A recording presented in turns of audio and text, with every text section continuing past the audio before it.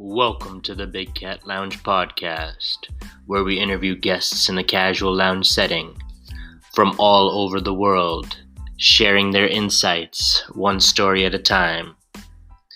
We can be found on Spotify, YouTube, Apple, iHeartRadio, and much more. Please rate and subscribe to our show to stay updated on the Big Cat Lounge. Thank you so much for tuning in. Welcome to the Big Cat Lounge podcast. I'm Big Cat KZ, and today's guest comes from Tokyo, Japan. She's a freelance writer and educator. Tanya is the founder and editor-in-chief of LuluLand Post. Her vision is to create a reliable news source and blog by creative souls who are dedicated to producing quality content for readers to enjoy.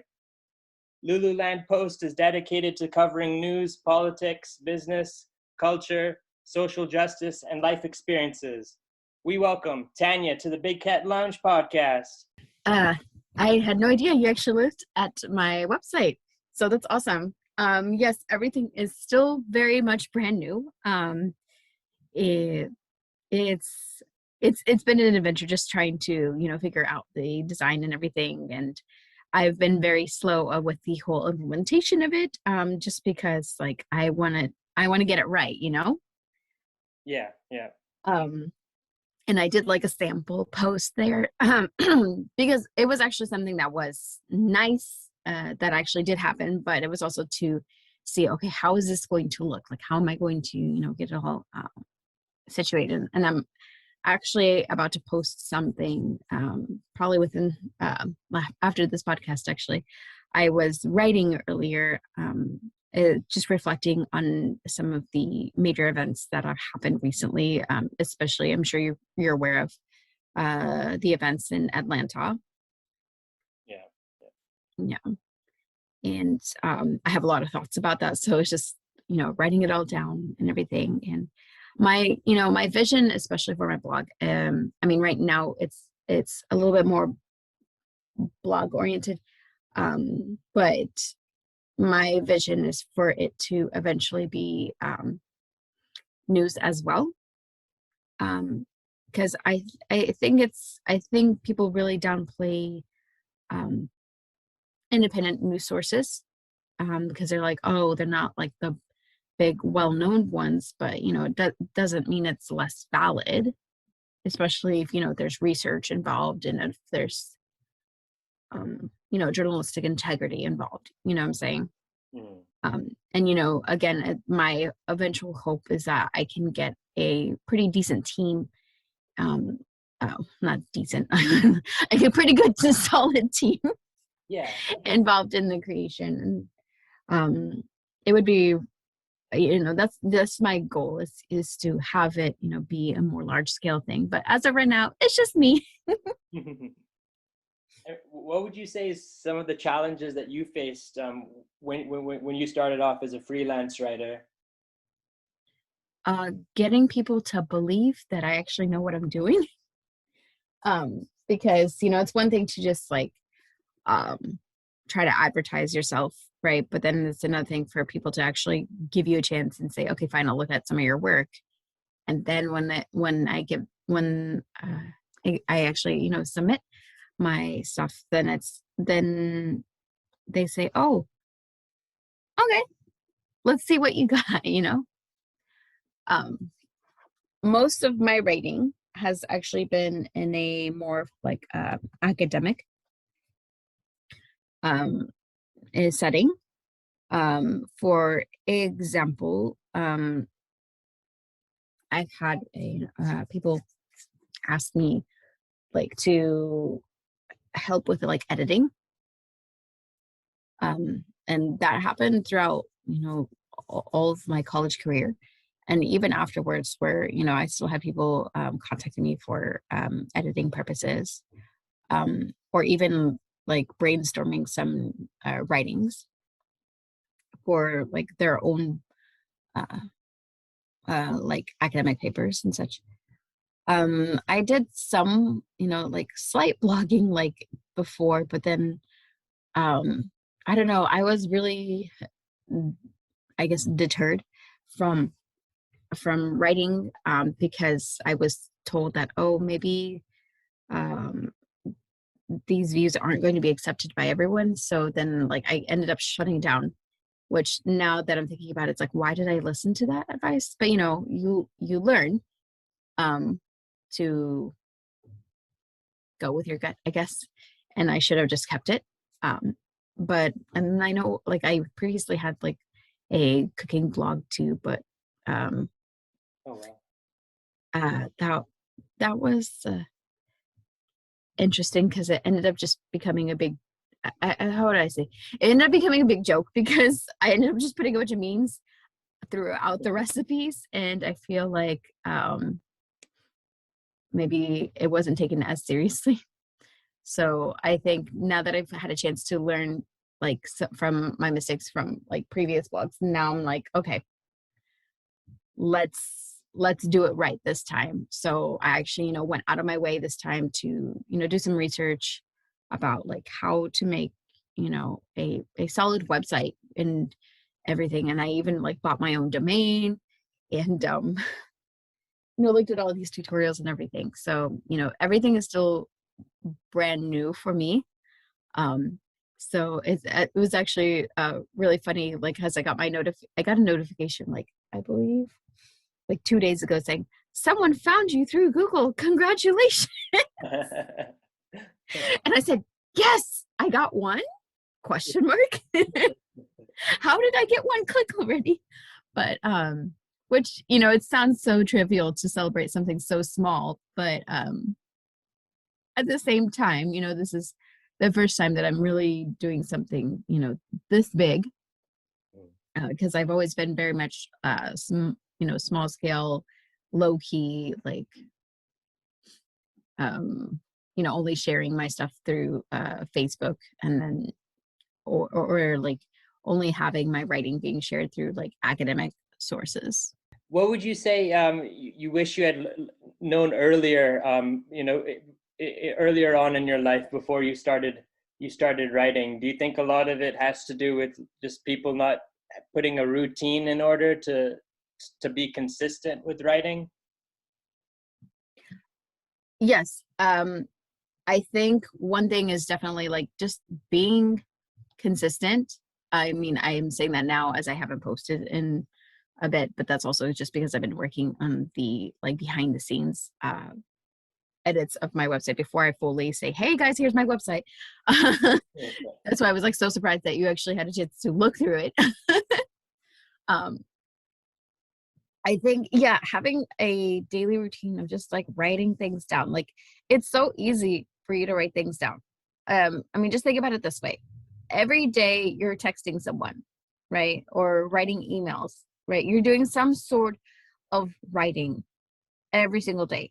That's just part of your normal daily function.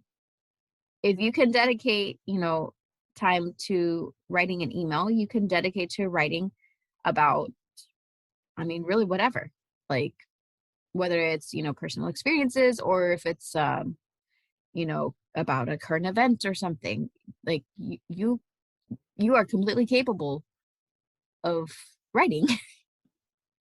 Yeah. I think everyone has it within them. It's just a lot of people are just like afraid maybe they'll be judged, or oh my grammar, or like the sentence structure. But a lot of it's just getting your thoughts out there and put it on paper, and know that it is in a draft form. It is always going to be modified. Mm-hmm. And it's funny you say about drafts, because it just made me think about my experience, with teaching my students. So I currently teach 5th and 6th grade, and I have drilled writing into those poor children. um, and it's funny because they have definitely become a lot more cognizant of their writing, to the point where we're on draft number 4, and the students are like, please let us have another draft. We're not ready yet. We're not ready yet.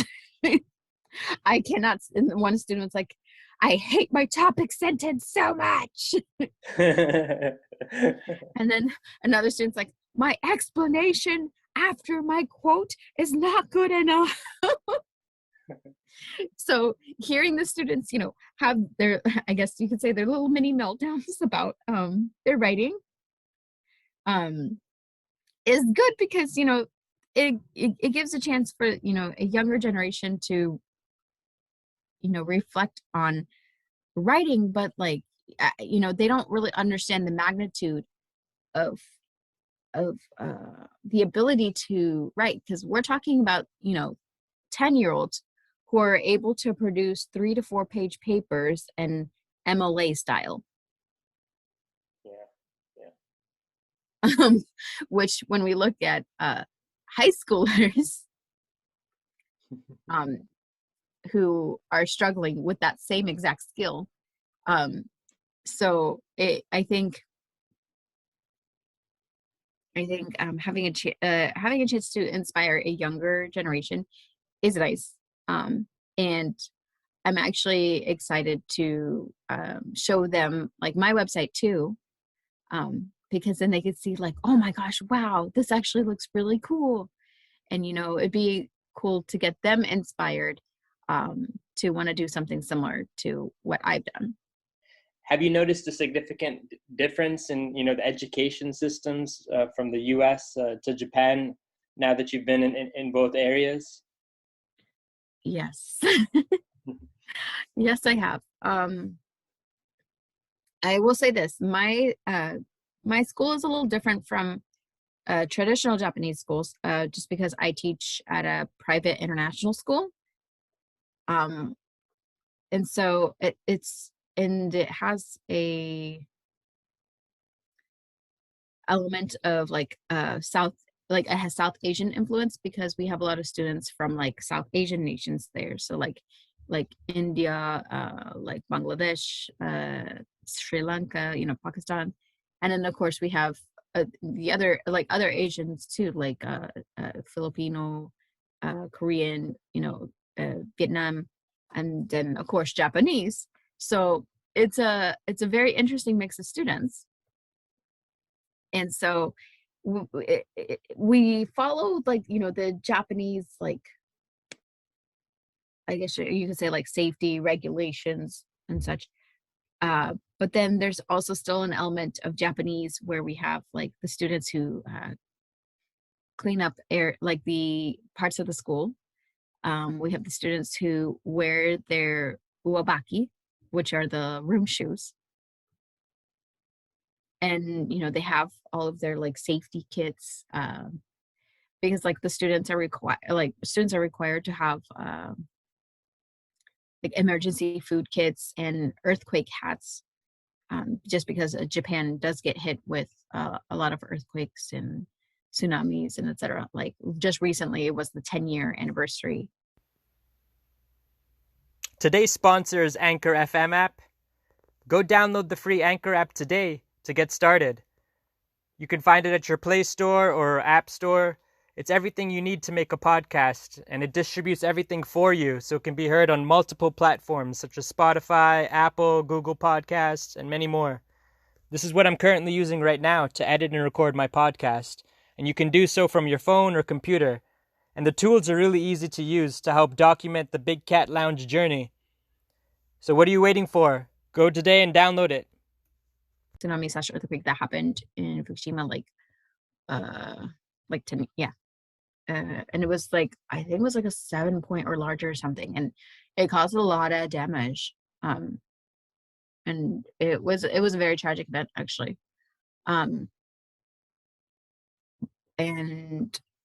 But so there's elements of the Japanese element, but then like their curriculum is American.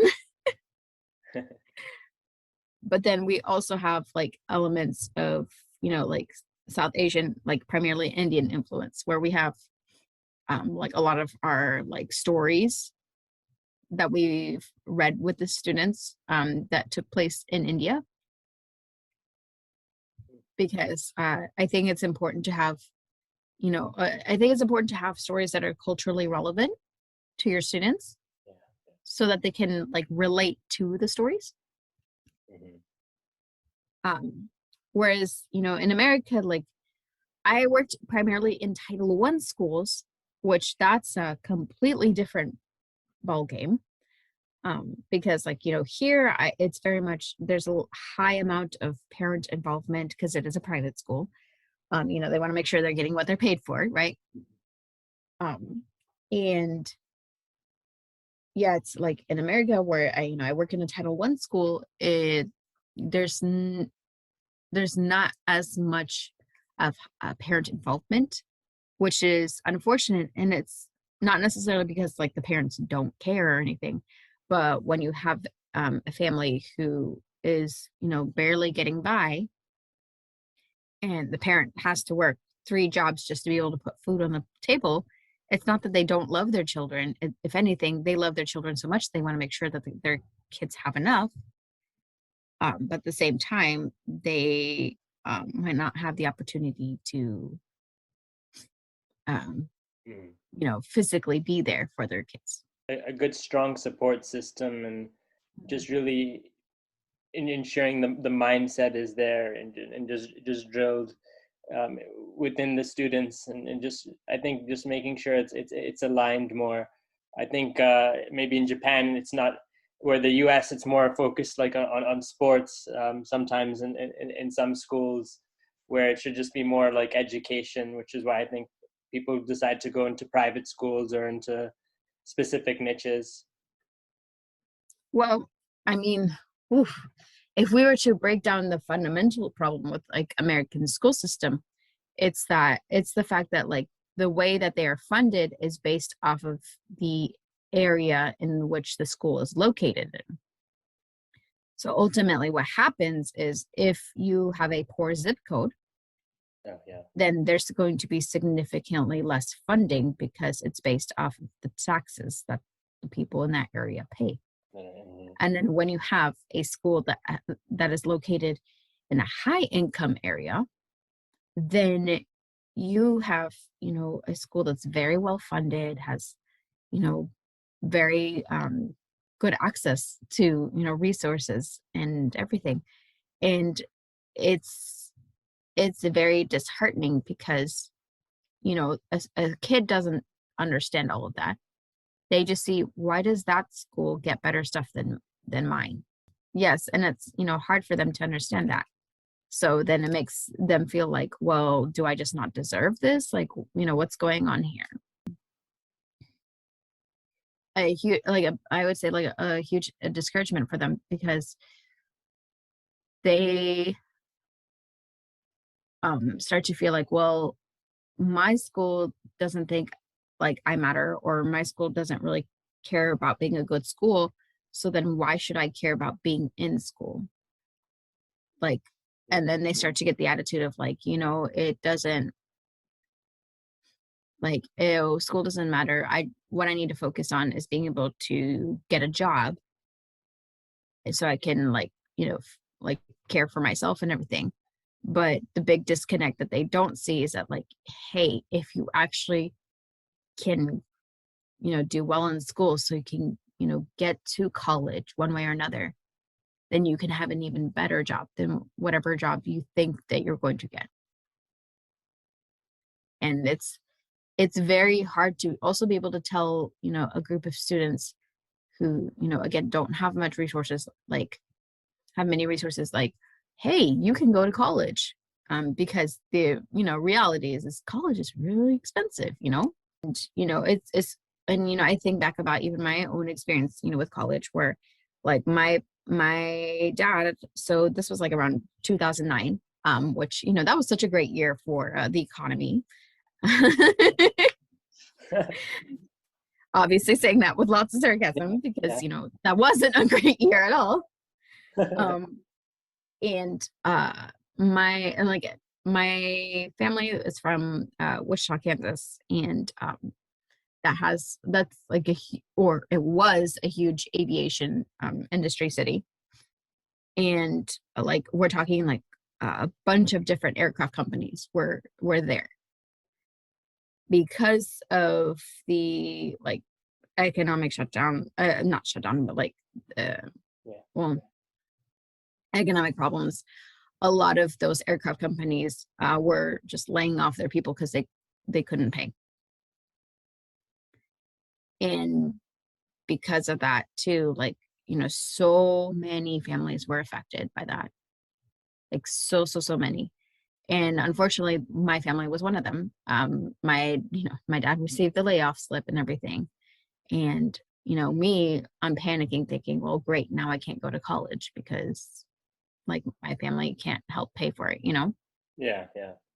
I was really lucky because, you know, I was able to qualify for some loans and for some grants and like very, very few scholarships too.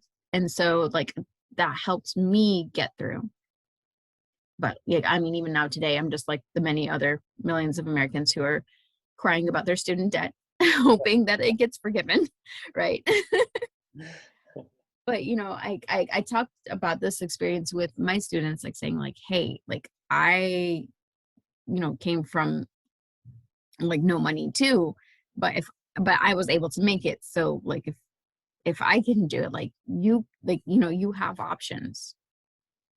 You know, you don't have to go to the fancy university for your first 2 years. You can always go to the local community college, right? You're going to be taking the same like classes that you don't really care about in a more expensive university anyways. So you might as well get those out of the way in a cheaper place and then just transfer for when you want your real, you know, when you want the real degree. Mm-hmm. And tell us a little bit about, you know, you speak 5 different languages or so. So what fueled you to continue to learn more than one language? Ooh, okay. I like to say 4.5 because I'm not there yet with Japanese. Okay, 4.5. Yes. So, I mean, I grew up in the US to Mexican immigrant parents. So I, you know, learned Spanish growing up. And then, you know, once I started school, I learned English. And then, I don't know, I just, like, it was such a strange thought that I had as a kid. It's like, because I didn't really understand that people couldn't speak more than one language until like I actually was, you know, in school and I'm like saying stuff in Spanish. And then the kids looked at me like, what? And then I realized, wait, y'all don't speak Spanish? What's wrong with you? Didn't your parents teach you? Yeah, you're just looking a little puzzled. I realized like, oh, you know, I like languages. So then in high school, I took French and continued taking it in college. And since it's so similar to Spanish, like I was able to like retain it even, you know, till today. And then I think the cool thing about being an expat in Tokyo is that like you meet so many other foreigners too. Yeah. So then I've met people here who speak French. And so I've been able to practice my French here, you know. And then in college, I don't know. It's interesting because I always thought I'd end up in the Middle East, just because I had friends in high school and in college who were from the Middle East, and I was very interested in like the culture and everything. I ended up getting my undergraduate degree in Arabic and Islamic studies, so it was like about like, you know, like politics, culture, religion, all in the Middle East. And I learned Arabic through college. And again, I got lucky because I met someone here who also speaks Arabic. So it's been nice to be able to maintain that language too. Yeah, it's really important just to be able to continue to apply it, because if you know, learn it in a tight session, and then it feels like it's more memorization, and then just being able to have a conversation really brings it back so you can recollect certain phrases. I think the problem I see with language learners is that, you know, they get so focused on, oh my gosh, my verb tenses or my grammar isn't 100% perfect, and so they, you know, get so scared of speaking in front of others, and so then they don't do it Yeah. But then that's like the most problematic thing you can do, because let's be real, they can understand you for the most part. And second of all, even in spoken language, we have a thing called like prescriptive versus descriptive grammar, like where it's like one form is where it's written grammar, which is like the standardized form of the language, and then you have the other form, which is how we speak. Like if you were to transcribe everything that I was saying right now, you would know that, wait a second, she's not being grammatically correct, right? But however, you can understand everything that I'm saying. So I think people focus so much on being grammatically 100% grammatically correct in their foreign language that deters them from speaking. But I think no, just do it, go for it. The worst thing that's going to happen is that you say something funny and then your friends laugh at you, but then that's it. Yeah, that's how you just have to try it, and you have to go with the flow. For yourself, I guess you're able to network quite a lot, being in the major city in Tokyo. Would you say that's something that's been very key for you to explore and to really learn different cultures? I would say so. I mean, unfortunately, because of COVID, I haven't been able to do as much. Because I am very, very social. And I very much do enjoy like being out there. Because for me, I feel like a Zoom meeting is pretty impersonal. Yeah.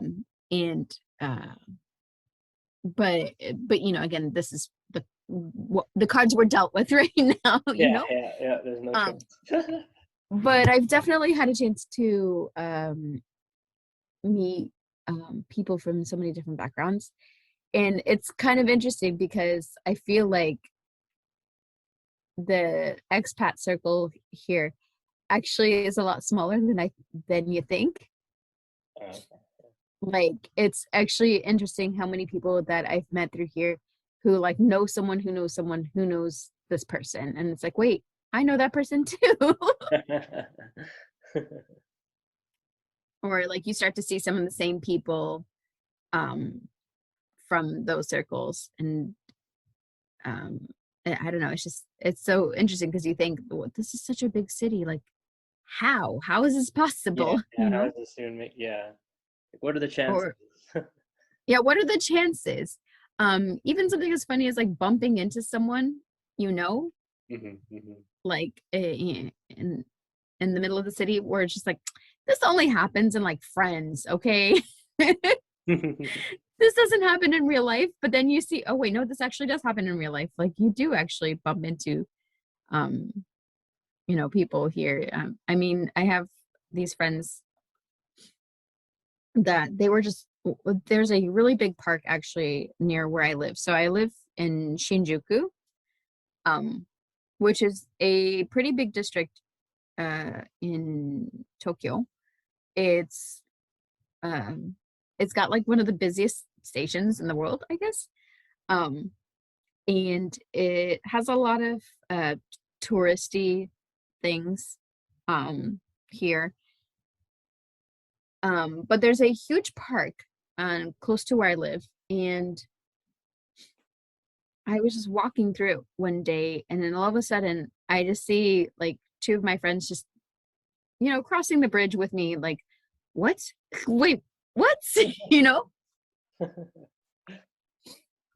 But I don't know, it was just it's stuff like that.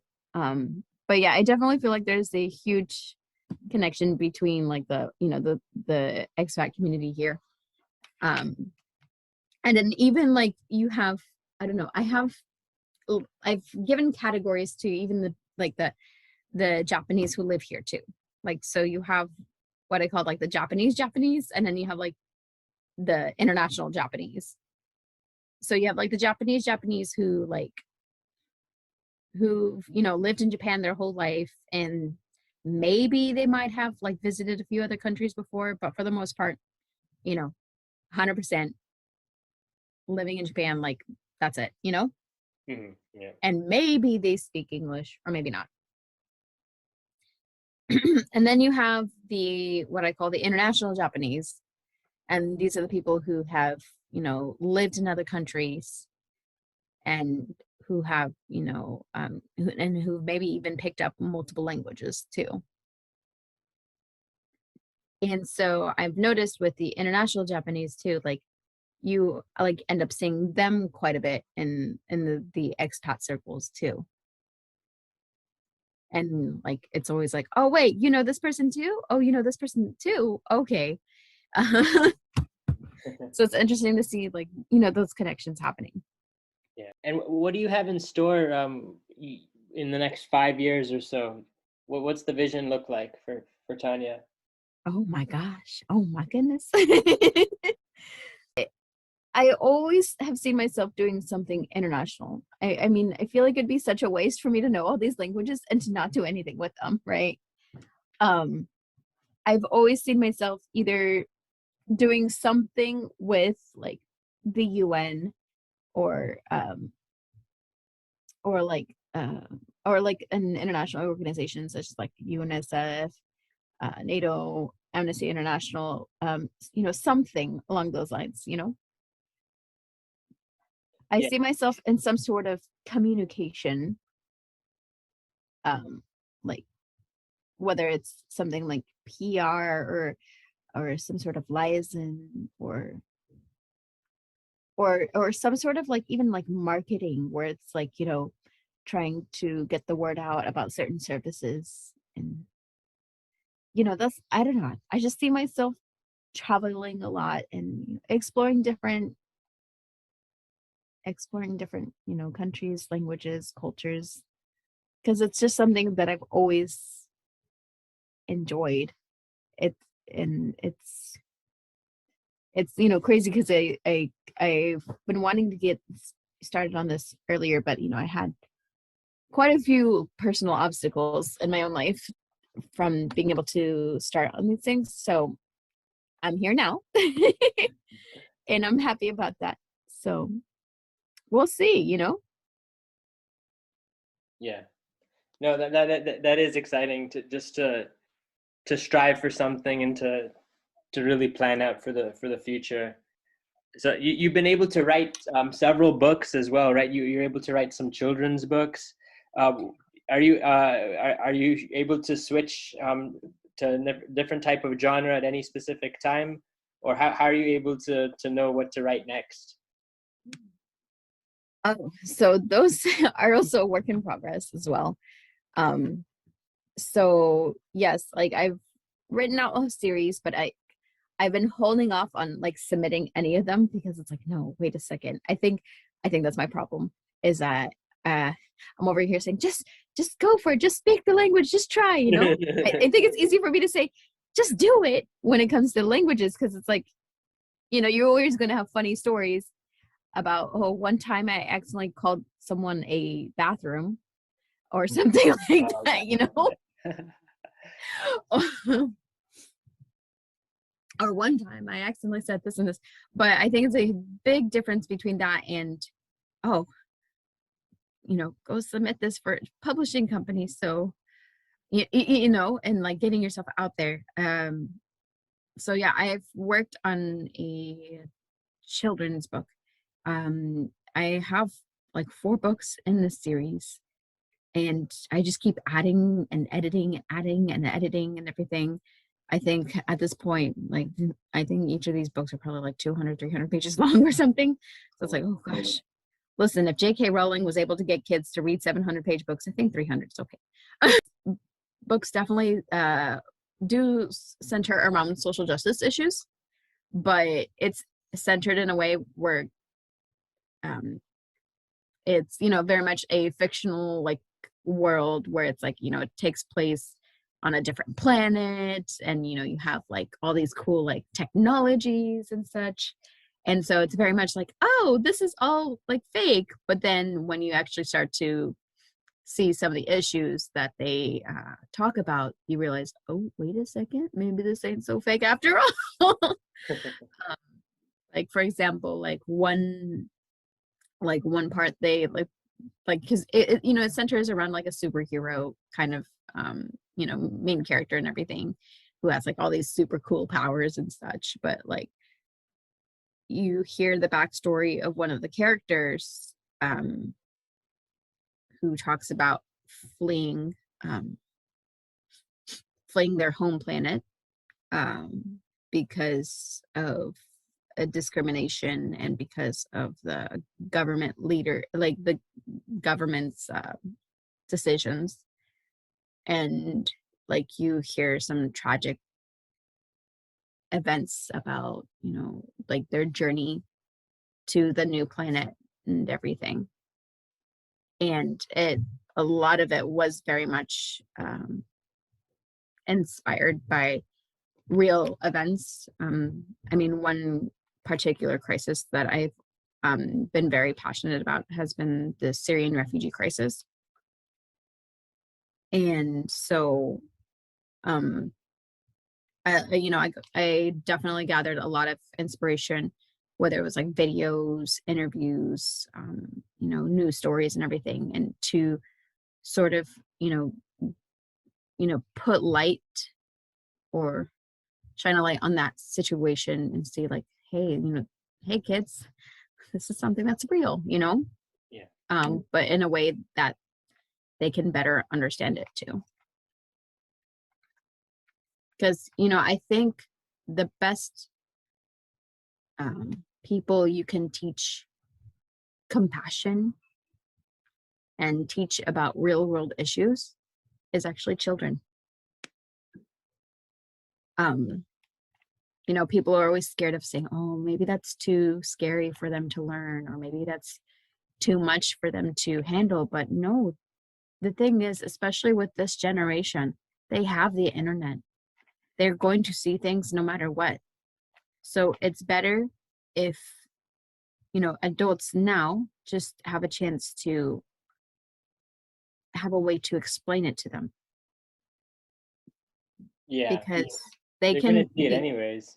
Mm-hmm. They're gonna see it anyway, so you might as well control the narrative of like saying like of showing them like, yes, this is reality, this is what's happening, this is a scary thing, but let's talk about it. Like, let's talk about what can we do to help people in this situation.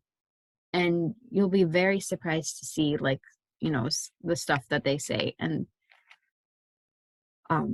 yeah, that's something that I've seen just from teaching students. Like when I taught the kids about the Syrian refugee crisis, they were all of course very horrified of it at first, but then they're like, what can we do about this? When we teach the students about like racial injustices and such, and they say, well, why don't we just have this solution instead? And it's just very telling, like, Yeah. because it's like, if a fifth grader in Tokyo, Japan can come up with this solution, then why can't we as adults think of this solution as well?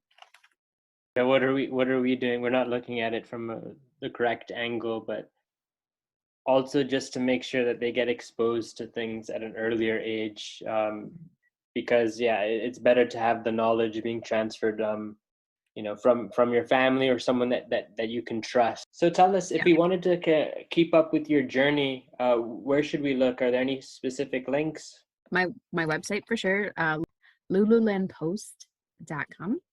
I am going to be posting something today, actually. So please look forward to it. There I'll definitely be, posting things. I also have a Twitter. So if you follow me at, I am Tanya Lulu. So @ I am Tanya Lulu. Or if you want to see pictures of my food, you can follow me on Instagram. And it's also I am Tanya Lulu. Thank you so much for coming on the Big Cat Lounge podcast. We appreciate your time. Thank you so much for having me.